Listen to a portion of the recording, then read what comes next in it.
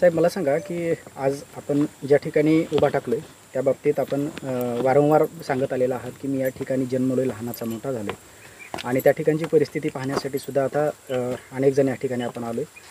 काय भावना आहेत, काय नेमकं सांगता येईल? मी ज्या जळकोट तालुक्यातील लाळी खुर्द या गावी माझा जन्म झाला आणि ज्या गावामध्ये माझ्या सर्व गावकरी बांधवाच्या, सर्व शेतकरी बंधूच्या, नागरिकांच्या सोबत या ठिकाणी मी नदीवर आहे. आता ज्या नदीमध्ये मी ह्या पोहलो आहे, बघा इकडे समोर नदी आहे, ह्या बाजूलाच नदी आहे, ह्याच्यामध्ये पोहायला शिकलो आहे. आणि इथलंच पाणी आज हे जेवढे काही माझ्यासोबत शेतकरी, माझे सगळे गावकरी आहेत, हे सगळे बांधव आम्ही ह्या इथल्याच पाण्यानं पिऊन मोठे झालेलो आहोत. आणि इथंच या ठिकाणी पोहायला आमचे लेकरं, मुलं, बाळं सगळे इथंच पोहायला शिकतात. अशा पद्धतीच्या ठिकाणामध्ये मी ट्रायल बेसवर म्हणून एक 95 लाखाचा बंधारा मी त्या पाठीमागे तुम्हाला बघितला आहे आपण, त्या बनवलेला आहे. आणि हा फक्त ट्रायल बेस होता. या नदीमध्ये पिण्याच्या पाण्यासाठी वनवाद ज्यावेळेस लाळी परिसरातील सर्व लोकांना, आमच्या गावकऱ्यांना होत होता, त्यावेळेस मोठ्या प्रमाणामध्ये इथून घागरीनं पाणी घेऊन जात होते, अशी अवस्था होती.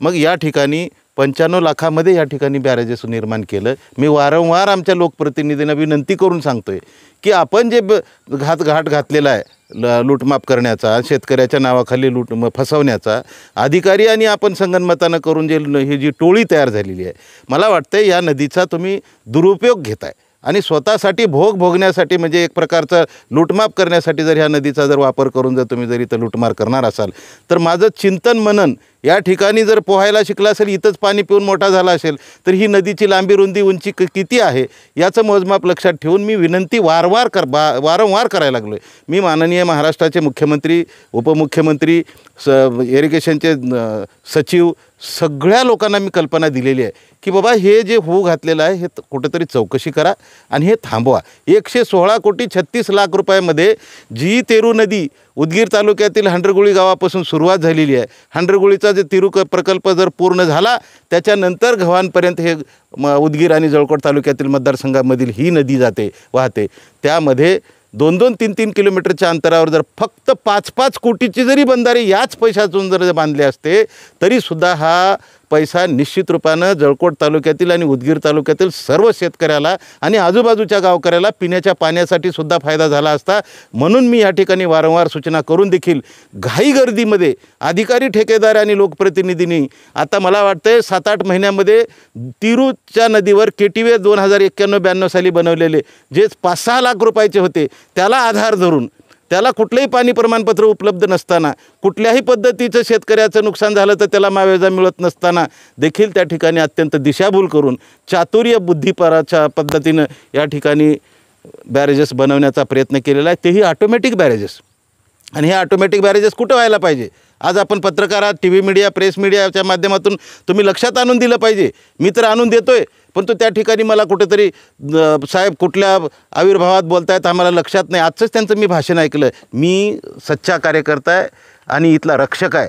राजकारणासाठी मी हे बोलत नाही आहे.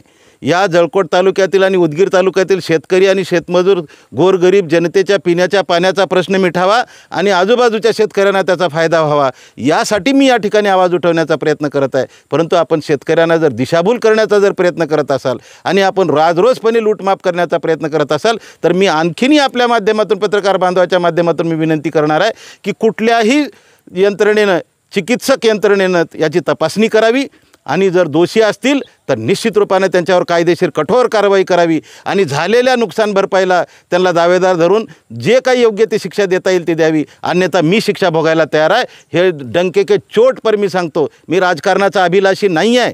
मी अत्यंत महत्त्वाकांक्षी भूमिकेनं माझ्या जनतेचा या ठिकाणी नुकसान होणे, माझ्या शेतकऱ्याचं नुकसान होणे. आत्ताच इथं जाऊन तुम्ही तिरुका या गावी जाऊन बघा. आता हे झाल्यानंतर तुम्ही तिरुका नदीवर जाऊन बघा.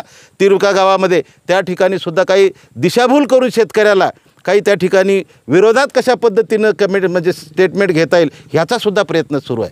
शेतकऱ्याला सांगतायत की तुमच्या बाजूचं जर नुकसान झालं तर तुम्ही सांगू नका. कशासाठी सांगू नका? त्यांना कुठेतरी दिशाभूल करण्याचा प्रयत्न त्या ठिकाणी सुरू केलेला आहे. मला तर वाटतं आहे मी अजिबात तुम्हाला मंत्री म्हणून विरोध केला नाही, मी तुम्हाला आमदार म्हणून विरोध केला नाही.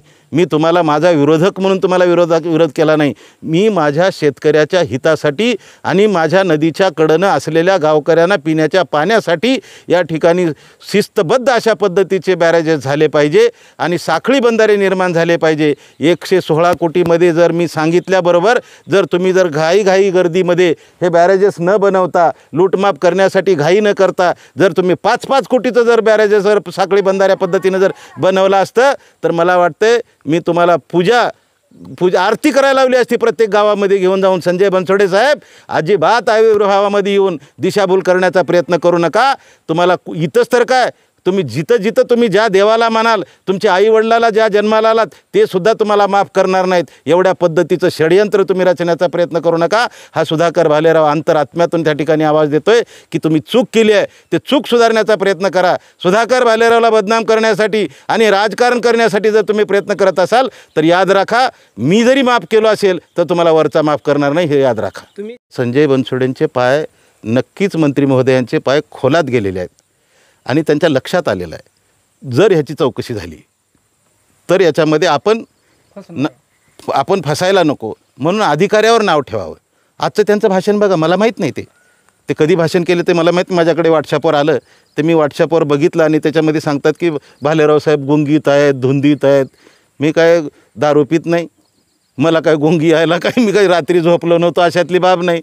मला वाटतं आता हेच वैफल्यग्रस्त झालेत आणि ज्यावेळेस माणूस हारतो आणि ज्यावेळेस माणूस फसतो त्यावेळेस दिशाभूल पद्धतीनं माणसाला कन्फ्यूज करायचा प्रयत्न करतो आणि ते कन्फ्यूज करायचं काम त्यांचं सुरू असेल तर मला वाटतं आता तुम्ही कन्फ्यूज होऊ नका, खरं उत्तर द्या.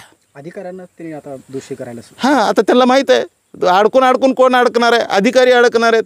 आणि अधिकाऱ्यालाही मी वारंवार सांगितलेलं आहे की अधिकारी लोकांना मी सूचना दिलेली आहे, त्या ठिकाणी कल्पना दिली आहे की तुम्ही हे काम करू नका आणि अशा पद्धतीचं चुकीनं जर काम कराल तर उद्या संजय बनसोडेच तुम्हाला साथ देणार नाहीत आणि ही तुमची चूक आहे म्हणून सांगतील आणि तुम्हाला आतमध्ये घालतील आणि ते नामोनिराळा पैसे खाऊन मोठे होतील.